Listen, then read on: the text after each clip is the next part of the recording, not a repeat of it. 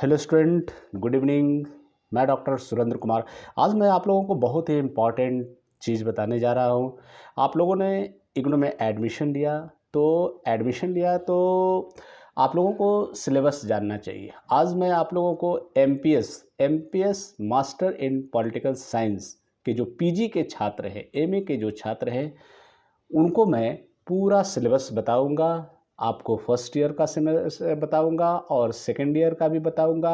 कितना क्रेडिट का आपको पढ़ना है, कैसे असाइनमेंट देना है, कैसे एग्ज़ाम लिखना है, किस तरह से करना, ये सारा चीज़ आज मैं आप लोगों को बताऊंगा। इसलिए वीडियो के अंत तक आप लोग ज़रूर बने रहेंगे ताकि आप लोगों को बहुत ही अच्छे ढंग से समझ में आए। जैसे अभी एडमिशन हुआ, जनवरी सेशन का एडमिशन चल रहा है, तो बहुत सारे स्टूडेंट एडमिशन ले लिए। 31 जनवरी तक उसका लास्ट डेट, अर्थात कल तक उसका लास्ट डेट है और एडमिशन आप लोग लिए हैं और लेना भी चाह रहे हैं।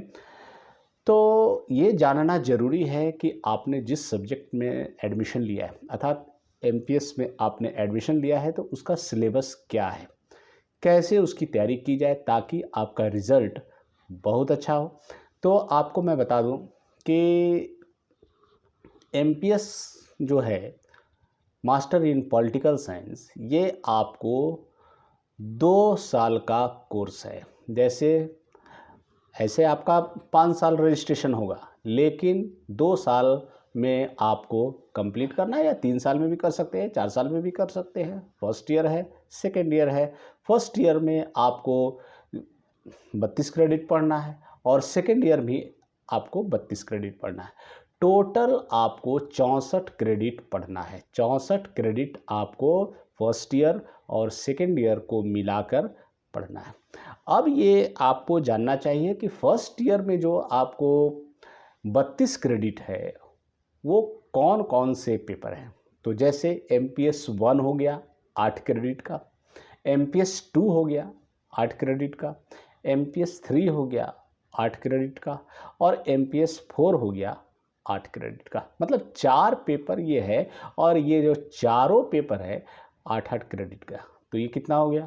32 क्रेडिट का ये पेपर हो गया फर्स्ट ईयर का। अब इसमें आ जाइए सेकेंड ईयर में।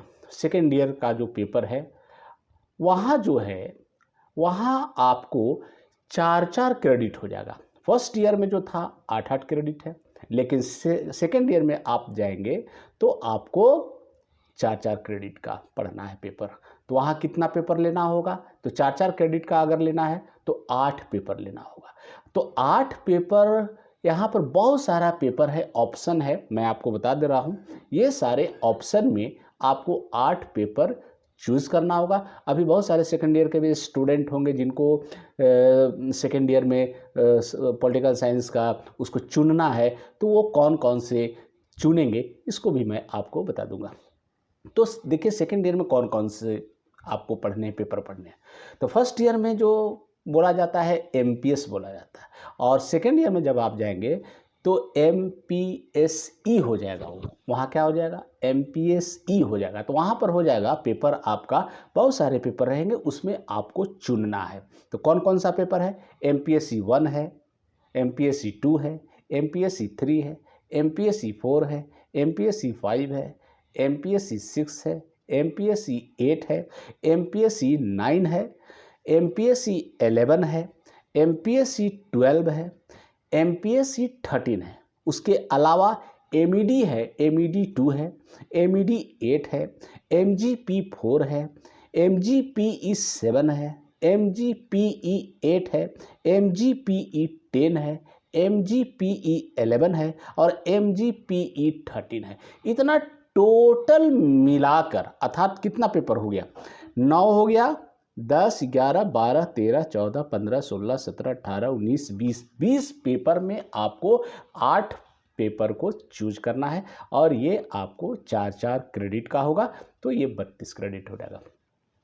अब आप देखेंगे कि इग्नू में केवल पॉलिटिकल साइंस ही आपको नहीं पढ़ना है। एमपीएस में केवल पॉलिटिकल साइंस ही नहीं है, पॉलिटिकल साइंस के अलावा भी आप इसमें स्टडी मटेरियल आपके पास आया होगा, या अभी आप लोग एडमिशन ले रहे हैं, जो पहले के जो छात्र हैं जो मेरे वीडियो को देख रहे हैं, पहले के जो छात्र हैं पूर्ववर्ती आपके पहले के जो छात्र हैं पिछले साल जो एडमिशन लिए हैं जनवरी सेशन में और जुलाई सेशन में, उनका स्टडी मटेरियल आ गया होगा, उनका असाइनमेंट जमा करने का भी समय आ गया है, 31 मार्च तक उनको जमा करना है, तो वो अपना असाइनमेंट भी तैयार कर रहे हैं। तो उनको ये पता होगा कि पॉलिटिकल साइंस के अलावा भी उसमें हिस्ट्री का कुछ पार्ट है, कुछ आपका सोशियोलॉजी का पार्ट है, कुछ आपको और भी दूसरे इकोनॉमिक्स है, फिर उसके बाद आपको, तो कहने का मतलब ये हो गया कि इग्नू में आपको ऐसा पढ़ना है ताकि आपको पूरे चीज़ों की आपको जानकारी मिल जाती है मास्टर ऑफ पॉलिटिकल साइंस में अर्थात एमपीएस में।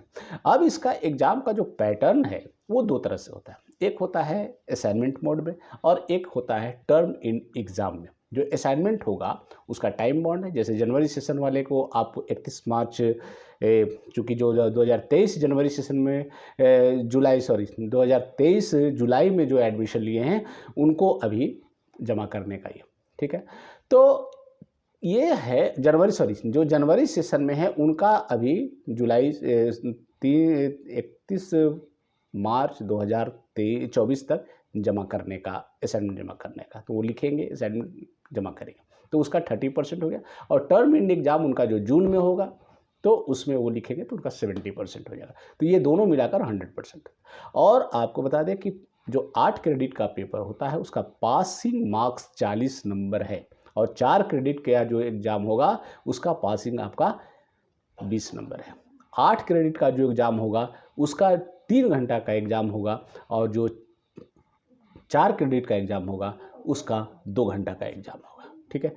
तो ये सारा चीज़ आपको जानना होगा और घबराने की कोई आवश्यकता नहीं है। ये सारे चीज़ मैंने और भी वीडियो में बताया है, मेरे यूट्यूब पे बहुत सारे वीडियो अपलोड है, आप उसको देख सकते हैं। एमपीएस से संबंधी बहुत सारे लेक्चर्स भी उपलब्ध हैं। फिर उसके बाद मैं आपको बहुत सारे टॉपिक पर लेक्चर उपलब्ध है, लगभग 500 के लगभग 500 से ऊपर लेक्चर उपलब्ध है। इम्पॉर्टेंट क्वेश्चन भी मैं देता हूँ चूँकि आपको जून में एग्ज़ाम होता है और दिसंबर में एग्ज़ाम होता है, तो दोनों का मैं इम्पॉर्टेंट क्वेश्चन भी देता हूँ। तो ये सारा चीज़ अगर मेरे यूट्यूब से आप जुड़े हुए रहेंगे तो आपको कहीं कोई परेशानी नहीं होगी। कोई भी डाउट्स है तो आप देख सकते हैं, मेरे यूट्यूब चैनल पे बहुत सारे वीडियो है, आप उसको देखकर लाभ उठा सकते हैं। सेकेंड ईयर का मैंने कौन कौन सा पेपर आप लोगों को रखना है उसका भी मैंने वीडियो डाला है आपको अपने यूट्यूब पे, वहाँ भी आप जाकर देख सकते हैं, चूज कर सकते हैं कौन कौन से आसान पेपर हैं।